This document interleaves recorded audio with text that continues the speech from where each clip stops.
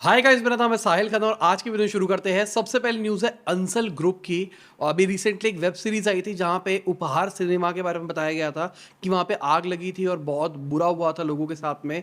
बहुत ज़्यादा उसके अंदर फेलियर्स थे मेजर्स के। तो अब उपहार सिनेमा को रीस्टार्ट करने की बात चल रही है। सुप्रीम कोर्ट ने अंसल को परमिशन दे दी है कि अंसल थिएटर वो खोल सकते हैं। उन्होंने बताया कि हमको बहुत ज़्यादा लॉस हो रहा है इसके चक्कर में। 1997 के अंदर 59 लोगों की वहाँ पे मौत हुई थी।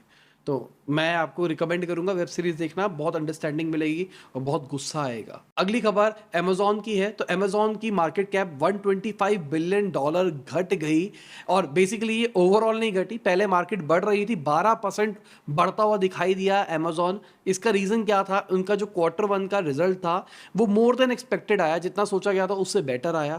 पर अचानक ही जो अमेजोन के सीएफओ है वो आते हैं और बोलते हैं कि कंपनी अपने क्लाउड स्पेंड्स को ट्रिम कर रही है। बेसिकली जो उनका AWS है शायद उसके रिगार्डिंग कुछ ना कुछ कम करने वाले हैं। बेसिकली जो इनका AWS है उसके रिगार्डिंग कम करने वाली है, उसको स्लो डाउन करने वाली है। तो भाई इनका बहुत प्रॉफिटेबल बिजनेस है वो। इसके चक्कर में मार्केट घटती हुई दिखाई दी, जो गेन थे वो सारे के सारे लूज हो गए। साथ में अमेजोन का जो हेलो है, जो उनकी स्मार्ट डिवाइस है, उसको भी वो बंद कर रहे हैं, अपने एम्प्लॉयज़ को वो निकाल रहे हैं। 31 जुलाई 2023 को सपोर्ट प्रॉपर बंद हो जाएगा। जिन लोगों ने 12 महीने के अंदर अंदर लिया है उनको फुल रिफंड मिलेगा इसके ऊपर। अमेजॉन हेलो से अपनी वियरेबल मार्केट के अंदर इंडस्ट्री बनाना चाहता था, पर अभी के टाइम पे उनके पास सिर्फ इको बडी है, उसके पास में भी फिटनेस ट्रैकिंग कैपेबिलिटीज है। बस उनके पास अभी फिलहाल तो यही प्रोडक्ट है। अगर आप फिटनेस ट्रैकर यूज करते हो तो कौन सा यूज करते हो और क्या यूज केस के लिए करते हो? अगर मैं अपनी बात करके चलूँ तो मैं एप्पल वॉच यूज़ करता हूँ। और मैं क्या क्या करता हूँ उससे ट्रैक, एक मैं स्लीप ट्रैक करता हूँ, मुझे पता लगता है कि मैं कितना सोया रात को बेसिकली। दूसरा मैं अपनी हार्ट रेट ट्रैक करता हूँ कि मतलब मेरे जो पल्स वल्स है वो किस तरीके का रह रहा है। मेजरली मैं इसी को करता हूँ। और जब तबीयत ख़राब थी अभी थोड़ा टाइम पहले, तो मैं अपना ऑक्सीजन लेवल भी चेक कर रहा था। बाकी स्मार्ट वॉच है तो उसके चक्कर में कॉल वॉल भी उठा लेता हूँ, मैसेज भी यहीं से देख लेता हूँ। बाकी सारी चीज़ें होती है। मैं अपनी वो वॉक वॉक वो सब कुछ ट्रैक नहीं करता। ये मेरा यूज़ केस है। आपका क्या है? फिर नीचे कमेंट के अंदर बताना। अब अगर अमेजोन की बात कर रहे हैं तो अमेजोन ने इंडिया के जो बिजनेस की अपडेट है उसको नहीं दिया है। पहली बार ऐसा किया गया है 2014 से अगर देखा जाए तो। अब एक्सपर्ट्स का कहना है कि भाई ये कंसर्न है, शायद वो अपने आप को स्केल डाउन कर रहे हैं इंडिया के अंदर। अभी रिसेंटली उन्होंने बहुत कुछ कंपनियां बंद भी करी है, देखा जाए तो बहुत सारा सिस्टम बंद किया है इंडिया के अंदर। बाहर भी ग्लोबली भी कर रहे हैं पर इंडिया के अंदर भी किया है। क्या उसकी वजह से डेटा लेट आएगा? शायद ऐसा भी हो सकता है। अगली खबर रेजर पे की है। तो रेजर पे ONDC नेटवर्क ज्वाइन कर रहा है फाइनेंशियल सर्विसेज के लिए और ये बहुत अच्छी चीज़ है। ONDC मतलब रेजर पे आ जाएगा तो गेटवे वहाँ से आ जाएगा। अगर लॉजिस्टिक पार्टनर की बात करके चले तो लॉजिस्टिक पार्टनर भी बहुत सारे आ रहे हैं और प्लेयर्स भी आ रहे हैं जहाँ पे आप ONDC पे रजिस्टर कर सकते हो। हम भी शायद अपने जो app.lapas वाला है उसको जल्दी ONDC पे ले जाएंगे। मतलब आजकल में हम अप्लाई कर देंगे क्योंकि अभी कुछ कुछ चीज़ें हमारे में करनी है, उसको अप्लाई कर देंगे, फिर जल्दी अप्रूवल आता ही फिर हम भी लोगों को ONDC प्रोवाइड करके देंगे। वीडियो में आगे जाने से पहले भाई एक छोटा सा बात बोलना चाहूँगा। लोग सब्सक्राइब नहीं करते हैं, वीडियो देख लेते हो आप, सब्सक्राइब करा करो। और सब्सक्राइब नहीं कर सकते तो प्लीज़ लाइक कर दिया करो। कई लोग होते हैं जो सब्सक्राइब करना पसंद नहीं करते, भाई मैं क्यों करूँ तेरे को सब्सक्राइब। अगर वीडियो अच्छी लगती है तो लाइक कर दिया करो, नहीं अच्छी लगती है डिसलाइक कर दिया करो। एटलीस्ट वीडियो को एंगेज किया करो यार, थोड़े व्यूज़ बढ़ेंगे अगर एंगेज करोगे तो। ऐसे देख के हमारा रिटेंशन अच्छा रहता है, वॉच टाइम अच्छा रहता है, मतलब लोगों को वीडियो पसंद आती है, सब्सक्राइब भी नहीं करते हैं और लाइक भी नहीं करते हैं। कर दिया करो। अगली खबर रोशन पटेल की है जो कि वॉल्ट के CEO है। उन्होंने 2 साल पुराना एक ट्विटर कॉन्वर्सेशन शेयर किया जहां पर उन्होंने एक सॉफ्टवेयर इंजीनियर को ऑफर किया था जॉब, पर सॉफ्टवेयर इंजीनियर ने उनको ब्रूटली आंसर दिया है। मतलब बहुत ज़्यादा गंदा सुना है देखा जाए तो, बहुत गंदी चीज़ थी। मतलब बेसिकली उन्होंने कहा कि भाई मैं चाहता हूँ कि तुमको हायर कर लूँ। वो कहती मैंने क्रंच पेज पर चेक किया था और क्रंच पेज के हिसाब से जितना आपने पैसा रेस किया है ना उतनी तो मेरी सैलरी है। बहुत बड़ी बात थी, गंदी बेइज्जती। अगली खबर ड्रॉपबॉक्स की है। तो ड्रॉपबॉक्स ने 16% अपनी वर्कफोर्स कम करने की बात करी है। अगर हम क्लब हाउस की बात करके चले तो वो भी 50% से ज़्यादा अपने एम्प्लॉयज़ को घटा रहा है। क्लब हाउस एक टाइम था जब एकदम झटके में बढ़ता हुआ हमको दिखाई दिया था, पर अब मुझे लगता है कि शायद उतना ज़्यादा लोग यूज़ नहीं करते, आप यूज़ करते हो या नहीं करते, नीचे कमेंट में बताना। अगर मैं इंडियन स्टार्टअप्स की बात करके चलूँ, जनवरी और मार्च के महीने की अगर बात करें, जनवरी, फरवरी, मार्च, 9400 एम्प्लॉइज़ को निकाला है इंडियन स्टार्टअप्स ने। और दूसरी साइड अगर हम विप्रो की बात करके चले, तो उनका भी हेड काउंट घटता हुआ दिखाई दिया है। निकाला है या लोग छोड़ के गए हैं, सबको जोड़ के अगर हम बात करके चले, 1823 क्वार्टर 4 के अंदर उनके भी बंदे कम हुए, मतलब पहले 3 महीने इस साल के अगर देखा जाए तो। अगर मैं विप्रो के क्वार्टर 4 के रेवेन्यू रिजल्ट की बात करके चलूँ, तो वो 11% बढ़ता हुआ दिखाई दिया है। प्रॉफिट उनका घटा है, पर रेवेन्यू बढ़ता हुआ दिखाई दिया है। और साथ ही साथ उन्होंने एक बहुत बड़ी अनाउंसमेंट भी कर दी है। उनका लार्जेस्ट शेयर बायबैक है 2016 से अगर देखा जाए, 18% प्रीमियम पे अपने शेयर्स को बायबैक कर रहे हैं। मतलब अगर आपके उनके शेयर है, जो मार्केट रेट है उससे 18% ज़्यादा आपको मिल सकता है। नॉर्मली ये शेयर बायबैक वाला सीन होता है ना, इसके चक्कर में जो कंपनी के शेयर प्राइसेस होते हैं वो हमको बढ़ते हुए दिखाई देते हैं। अगली खबर ओयो की है, तो उन्होंने बताया अपने एम्प्लॉयज़ को कि वो क्वार्टर 4 के अंदर कैश फ्लो पॉजिटिव थे, अब वो प्रॉफिटेबल जा सकते हैं बहुत ही जल्दी। देखते हैं क्या होता है क्या नहीं होता। फर्स्ट क्वार्टर भी उनका एक्सपेक्टेड यही है कि वो कैश फ्लो पॉजिटिव रहेगा, तो अच्छी चीज़ है अगर देखा जाए ओयो के लिए। अगली खबर टेक महिंद्रा की है, तो जो उनका नेट प्रॉफिट है वो भी घटता हुआ दिखाई दिया है 26% से। हाँ, रेवेन्यू 13% बढ़ता हुआ दिखाई दिया है, पर प्रॉफिट घटा है। तो अगर आप देखोगे सारी टेक कंपनी के रेवेन्यूज बढ़े हैं, प्रॉफिट घटे हैं। ठीक है, अगर हम गोदरेज कंज्यूमर्स की बात करके चले, तो वो रेमंड्स के कंज्यूमर बिजनेस को खरीद रहा है 2825 करोड़ के। अभी है क्या क्या, park Avenue, Kamasutra, Raymond's personal care, ये सब कुछ उनके अंदर आते हैं। तो बेसिकली गोदरेज अपना जो पोर्टफोलियो है उसको बढ़ा रहा है। गोदरेज के पास में आप फोटो तो देख ही सकते हो क्या क्या चीज़ें हैं, सिंथॉल, विंथॉल, ईजी वीजी, बहुत सारी चीज़ें बेचता है घर की चीज़ों के लिए।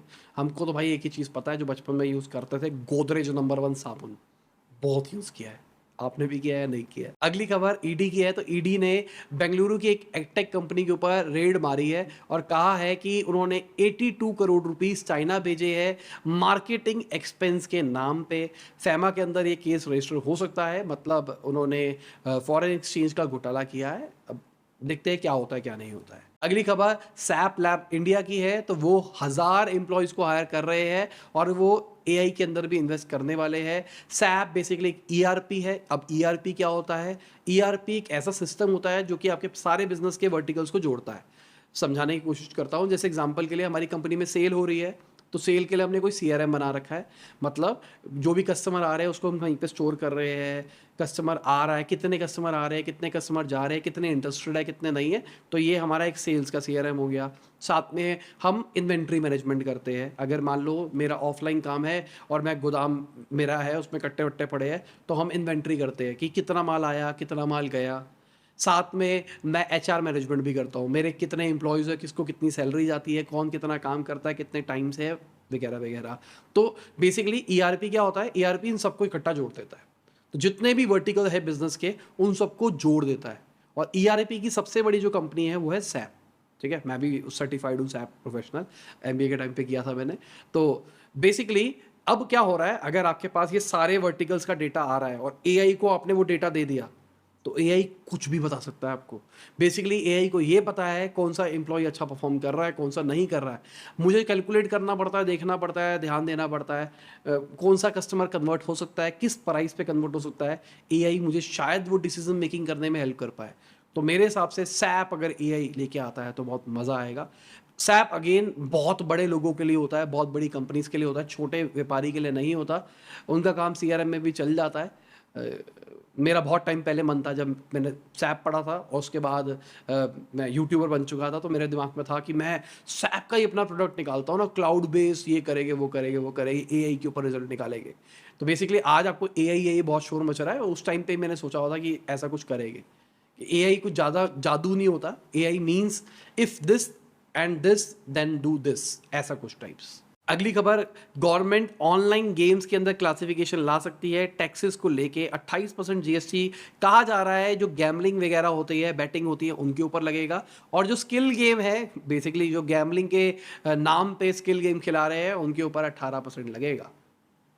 मतलब मैं बोल नहीं रहा गैमलिंग के नाम पे, पर मुझे स्किल गेम नाम की कोई चीज़ नहीं लगती, सब गैमलिंग है। अब कई लोग ऑफेंड हो जाएंगे, मेरे को शेयर मार्केट भी गैमलिंग लगती है। ठीक है, मतलब शेयर मार्केट इन्वेस्टमेंट की बात नहीं कर रहा, ट्रेडिंग की बात कर रहा हूँ।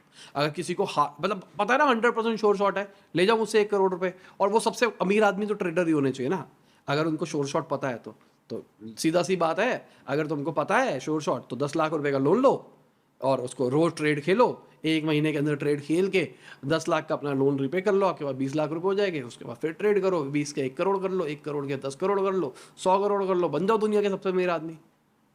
शोर शॉट तो कुछ भी नहीं है, सट्टा ही है वो, बस कैलकुलेटेड सट्टा है, स्किल गेम है वो। अगली खबर, यूएस ने पाकिस्तान जो रशियन ऑयल ले रहा है उसके ऊपर बोला है कि भाई ये सबके अपने अपने डिसीजन है। हाँ, हम चाहते हैं ये ट्रांसपेरेंसी मेंटेन रहे कि कौन कितना ऑयल कहाँ से ले रहा है, पर बाकी सब कोई दिक्कत नहीं है। पर ये आपको नहीं लगता कि यूएस इस तरीके से जवाब देता है, ऐसी बातें बोलता है जैसे कि वो थानेदार लगाए हम मोहल्ले का, उससे पूछ के सारा काम होगा कौन क्या कर रहा है क्या नहीं कर रहा। अगर आप न्यूज़ को लंबे टाइम से फॉलो करते हो तो आपको ये वाइब नहीं आती, मुझे पर्सनली ऐसी वाइब्स आती है। अगली खबर एसीसी सीमेंट की है, तो उनका Q4 का नेट प्रॉफिट 40% घटा है। रेवेन्यू बढ़ता हुआ दिखाई दिया है पर प्रॉफिट घटा है। रिसेंटली सीमेंट के रेट में बहुत फ्लक्चुएशन आया था, इस चक्कर में शायद उनकी कॉस्ट कटिंग हुई होगी।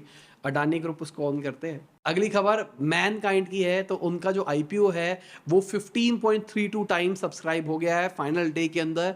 अगर हम क्वालिफाइड इंस्टीट्यूशनल बायर की बात करके चले तो उन्होंने अपने पोर्शन का 49.16% लिया है, पर रिटेल इन्वेस्टर ने 24.50 टाइम्स लिया है, और ये बहुत ही अच्छी चीज़ है मैनकाइंड के लिए। तो दिस मीन्स शायद आईपीओ अच्छा जा सकता है। अगली खबर युआन की है, तो अगर चाइना के क्रॉस बॉर्डर डील्स की बात करके चले तो जो उनकी करेंसी है वो यूएसडी से आगे निकल गई है। मतलब अगर चाइना से कोई प्रोडक्ट ले रहा है तो हम चाइनीज पैसे देंगे तुमको और अपनी करेंसी के अंदर ट्रेड करेंगे, डॉलर के अंदर ट्रेड नहीं करेंगे। बहुत बढ़िया चीज़ है ये तो, बहुत बढ़िया चीज़। मतलब यूएस को रिप्लेस किया जा रहा है। अगर हम परसेंटेज की बात करके चले तो अभी 48.4% जो क्रॉस बॉर्डर ट्रांजेक्शन हो रही है वो युआन के अंदर हो रही है, 46.7% हो रही है यूएस डॉलर के अंदर। अब ये ट्रेंड अगर मेंटेन रहा ना तो ये नंबर्स आपको यूएस वाले और कम दिखाई देंगे, और यही ट्रेंड शायद इंडिया भी फॉलो करता हुआ दिखाई दे आने वाले टाइम में। पर इंडिया उस लेवल पे करेगा नहीं करेगा ये देखने वाली बात रहेगी। अगली खबर, हमारी गवर्नमेंट ने भाई एआई निकाला है जो कि समर मॉनसून को 18 महीने पहले ही प्रिडिक्ट कर देगा। बहुत बढ़िया चीज़ है। एक्यूरेसी देखने वाली होगी कितनी हो सकती है, पर बहुत बढ़िया चीज़ है। अगेन एआई ये चीजें कर सकता है, this is positive side of AI. और दूसरी साइड पे एक यूएस की कंपनी है, उन्होंने चैट जीपीटी इंटीग्रेट कर दिया है एक रोबो डॉग के अंदर। बॉस्टन डायनेमिक्स का जो रोबोट है ना उसके अंदर डाला गया है, और बेसिकली अब ये कुत्ता भी हो गया है और आपको जवाब भी दे देगा। आप क्वेश्चन पूछो सारा कुछ कर देगा। अब वो कह रहे हैं वाओ कितनी अच्छी इंटरेस्टिंग चीज़ है, पर मुझे लगता है यही सेम चीज़ अगर एलेक्सा में, गूगल होम में, इन सब में इंटीग्रेट हो जाए तो वो ज़्यादा अच्छा ऑप्शन नहीं है। मुझे, ये मेरा पर्सनल ओपिनियन है, मुझे लगता है ये ज़्यादा अच्छा ऑप्शन है किसी इतने महंगे कुत्ते के अंदर डालने के लिए। अगली खबर, माइक्रोसॉफ्ट एज डेटा लीक कर रहा है लोगों का। बेसिकली जो उनका ब्राउज़र है वो बिंग को एपीआई से डेटा दे रहा है, और ये बहुत सारे लोगों ने रिपोर्ट किया। माइक्रोसॉफ्ट ने भी इसको एक्नॉलेज किया है, मतलब हाँ भाई हमने किया है, वो उस बग को फिक्स कर रहे हैं। तो अगर आप प्राइवेट विंडो के अंदर एज के अंदर कुछ काम कर रहे थे, या आपकी हिस्ट्री जा रही थी, सेव हो रही थी, गलत चीज़ है ना। अगली खबर, फॉक्सकॉन के जो फाउंडर है वो ताइवान के प्रेसिडेंट बनने के लिए बहुत मेहनत कर रहे हैं। उन्होंने बोला है कि भाई अगर मुझे वोट देते हो और मुझे बना देते हो, मुझे जितवा देते हो, तो वॉर नहीं होगी, तो चाइना आपसे नहीं लड़ेगा, ये मेरी बात है, मान के चलो। बहुत शायद पता नहीं बात हो रखी हो उनकी, देखते हैं क्या होता है क्या नहीं होता, क्योंकि जो करंट पावर है ना ताइवान के अंदर वो तो चाइना के टोटल अगेंस्ट है। ये थोड़ा सा शायद फेवर कर सकते हैं। अगली खबर यूएस की है, तो यूएस दोहरी मार देख रहा है अगर देखा जाए तो। अभी डेटा निकल के आया है, जो उनकी जीडीपी है वो 1.1% से बढ़ के आई है। तो जो एनुअल देखा गया था, फोरकास्ट निकाली गई थी 1.9 की, उससे लोअर है। और अगर हम उनकी इन्फ्लेशन की बात करके चले तो इन्फ्लेशन भी हमको बढ़ता हुआ दिखाई दिया है। तो सिंपल सी बात, उनकी जो ग्रोथ रेट है वो घटी है और इन्फ्लेशन बढ़ा है। दिस मीन्स बहुत ही ट्रिकी सिचुएशन है, बहुत ही ज़्यादा ट्रिकी सिचुएशन है। बेसिकली जो फेड रेट की हम बात करके चलते हैं, जो रेपो रेट वगैरह जैसे इंडिया के अंदर होता है, जो रेट बढ़ाया जाता है वो रेट इसलिए बढ़ाया जाता है ताकि आप इन्फ्लेशन को कंट्रोल कर सको। ये इतने टाइम से रेट बढ़ाए जा रहे हैं इन्फ्लेशन को कंट्रोल करने के लिए, पर इन्फ्लेशन कंट्रोल नहीं हो रहा है। दूसरी साइड पे अगर हम बात करके चले, इनकी जो इकोनॉमी है वो स्लो डाउन हो रही है। This is that. अब मार्केट की अगर बात करके चले तो मार्केट डाउन रहनी चाहिए थी। पूरी ग्लोबल मार्केट वॉलेटाइल है अभी के टाइम पे अगर देखा जाए तो, पर हमारी मार्केट थोड़ी सी स्लाइटली ऊपर रही है। आईटी स्टॉक्स बढ़ते हुए दिखाई दिए। सबसे पहले तो भाई फेसबुक के अच्छे रिजल्ट्स आए, इसके चक्कर में यूएस में भी हमको मार्केट ऊपर जाते हुए दिखाई दी। फिर वही टेक वाले सेंटिमेंट्स हमको इंडिया में भी दिखाई दिए और आईटी के अंदर इंडिया के अंदर भी चीज़ें बढ़ती हुई दिखाई दी है। अब डर तो वही है कि भाई फेड रेट्स बढ़ सकते हैं, इसके चक्कर में मार्केट अभी थोड़ी सी डर रही है। और जो डेटा निकल के आया है वो बहुत ट्रिकी है, तो कोई भी प्रेडिक्ट नहीं कर सकता क्या है। इन्फ्लेशन ज़्यादा है और जीडीपी लो है, तो अगर तुम और करोगे, अपने रेपो रेट को बढ़ाओगे, फेड रेट को बढ़ाओगे बेसिकली, तो आपका जो रिसेशन है वो आ सकता है, बहुत हाई चांसेस हो जाएंगे, क्योंकि आपने अपनी ग्रोथ रेट को 1.1% पे ले गए हो। जीरो लेके जाओ, 2 क्वार्टर दिखाओ और रिसेशन पे तुम आ जाओगे। पर अभी तो अगर रिसेशन आएगा भी, कुछ भी हो जाए, तो भी 6 महीने है उसके अंदर, 6 महीने हैं उसको खबर को आने में, ये मान के चलो। अब अगर आप मार्केट को देखो तो मार्केट कैसी रही है, Adani enterprises, port, Nestle India, Wipro सब बढ़ते हुए दिखाई दिए। विप्रो तो भाई बायबैक बोल गया तो इस चक्कर में बढ़ता हुआ दिखाई दे रहा है। निफ्टी हमको बढ़ता हुआ दिखाई दिया है, स्मॉल कैप भी बढ़ता हुआ दिखाई दिया है, निफ्टी कैप, मिड कैप भी बढ़ता हुआ दिखाई दिया है। और इसी के साथ आज की बिजनेस न्यूज़ खत्म होती है। उम्मीद करता हूं आपको मजा आया होगा। लाइक कर देना, शेयर कर देना, कमेंट बताना वीडियो कैसी लगी। बाय, गुड नाइट, शबा खैर, खुदा हाफिज़, गुड मॉर्निंग, आफ्टरनून, जब भी आप वीडियो देख रहे हैं। जय हिंद, वंदे मातरम।